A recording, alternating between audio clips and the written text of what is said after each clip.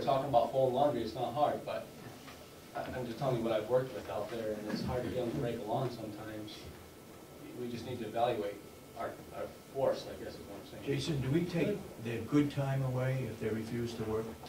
If the right disciplinary measures are taken, then yes, then I can take earned time. If people will go out and if nothing's documented, but they're a full worker or anything, then I don't have the documentation to support instituting disciplinary procedures. But I will be working with Will on doing the evaluations and training his people on how to write the reports and things, so we can see an improvement there. It seems to me that when you give your weekly assessment, you will say how many Will has taken out, and then say, and we had X number. There's always overage. There's always people who didn't, for whatever reason, did not go out. Could it be that they just don't like to do outdoor work? They just don't want to be out there? I think there's another issue behind that whole numbers that we're given and how we figure out the averages, but there's typically not as many available that are set. I don't know how the numbers come out, but when I go over to get guys to work, I don't always have them. It may be they're available to work, but maybe they can't do the physical type of work I'm requesting them to do. So we have different issues. I have different issues with those numbers personally, what's actually available. That's why I said we have to evaluate. Yeah, there's a number there, but what can they actually do? And what I'm saying is that it's possible that they may not be able to do what Right. you want, but it would be that. possible to do. It's possible. In the interest of gender equality, I know that we have a lot of female inmates and I very rarely see female inmates in the work detail. Would this give us an opportunity to give them a place to work? And I do the laundry at my house, so.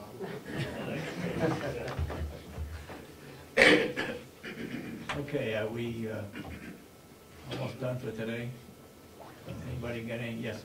Just, I appreciate in the beginning your asking me to refer to about 12 to 15 pages here to find the answer to my question. I would appreciate if you could take some time afterwards to show me exactly where in here that was zeroed in those numbers, please. Thank you. Anybody else? Yes. Yeah, I would like the entire group to indulge me for just a moment. I would like to apologize, especially to the commissioners. Not because of something that I actually said or did, but because of the problems, the consternation that was caused by a letter that I wrote. I have a copy of that letter, and it's called Who Pays For It? The gist of it was the government employee contracts had absolutely nothing to do with the county. Nothing. I did at the very end cite a couple of clauses that are in county contracts, only because I was familiar with them, because of the work that I've been doing here at the county. Other than that, it had nothing to do with the county. Now, I used the term moron in here on 2 occasions.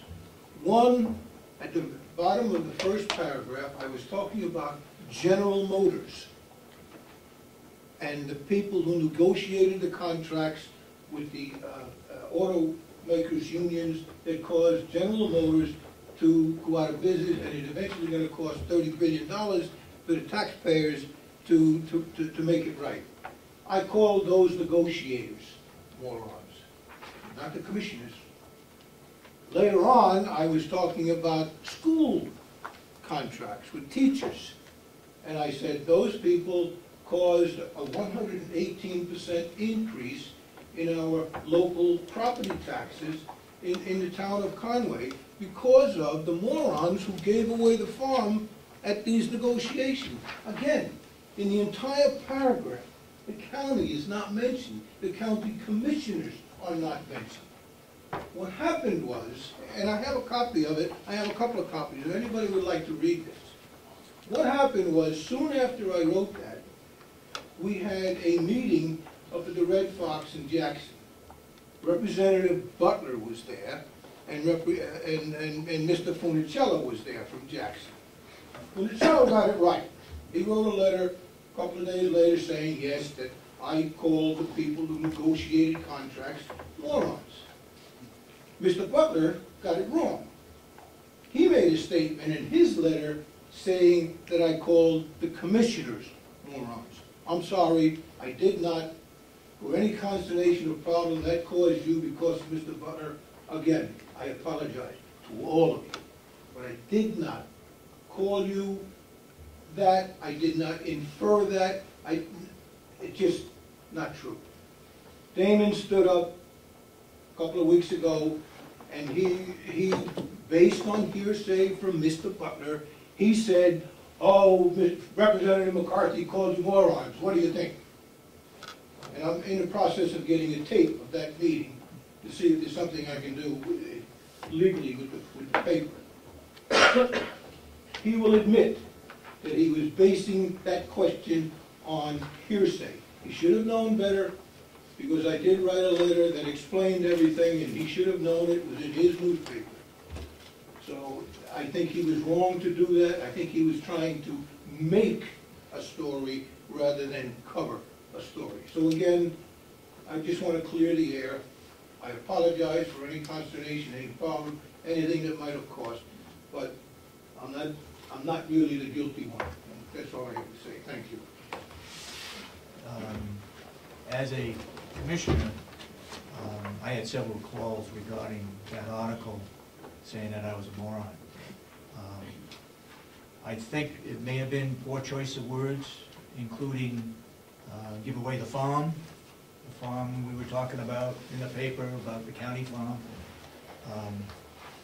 With that said, I think we need to be more clear in who we're talking about, but I would accept your apology. Thank you very much for doing that. And I agree with you. I shouldn't have used the word moron. I should have said incompetence or something else. Moron is just too much of a derogatory term. But I assure you, it was not meant towards you people. Not. And the county farm had nothing to do with you. I know, but it was a saying. It was a word. Right. Anybody else? You want to set a date for the next meeting? When would you like to have a next meeting? Whatever we need. Well, we can get those two things clarified with the laundry. We can get the bidding for taking down all 4 wings. What other questions do we need to come up with answers to? Can you rank? Can you take the list and give us essentially a capsule for each of the items and sort of rank them in your sense of where we already have a commitment or sort of the strength of commitment that exists? Okay. Perhaps we can Yes. get a firm idea of the storage needs. For what? A firm idea of the storage needs, Okay. Yes, okay, instead storage. of an arbitrary. Yeah. Is anyone taking minutes? This lady over here is our clerk. She was asked this morning to jot down the minutes. Commissioner Solomon is taking those questions that were raised that we need to get answers for. So hopefully And we're we have, covered. and we have And we have the film. And we have the newspaper, right? Damon, you got a question? Yep, 2 actually. James here, Conway Sun. Just wanted to clarify, I spoke a couple weeks ago, all I wanted to do was ask the commissioners for their response to the letters to the editor, in case there's any confusion. The other question I had was, it was brought up that we might need security because of the buses. I'm kind of wondering why that would be the case if people are free to come to visit us using their own cars or whatever. I don't know of any burglars or robbers who take the bus to get to their victims. Get away. It depends if they have access, depends on where it goes, whether they have access to the rest of the facility. Because if they come in at 6 o'clock, there may not be anybody in that facility if we use the old nursing home, for example. So it's the rest of the facility, not. Okay. Anybody, suggestions for the next meeting? In the month of May? On a Monday, I'm assuming, you're still in session? The month of May? Yeah, It's gonna be a long one. A little longer. Fair number to lie to me. I would suggest no sooner than 3 weeks. How about the 16th of May? Okay. You have a meeting Is that enough? on the morning of the 16th on the Carroll Workforce Commission. That's right, you're absolutely right about that. Yeah. What's that? Yeah, I knew there was something up there, and I was like, I have a commission meeting from 10 to 12 in Concord. On the 16th? On the 16th, yeah. May I ask why 2 weeks isn't enough time?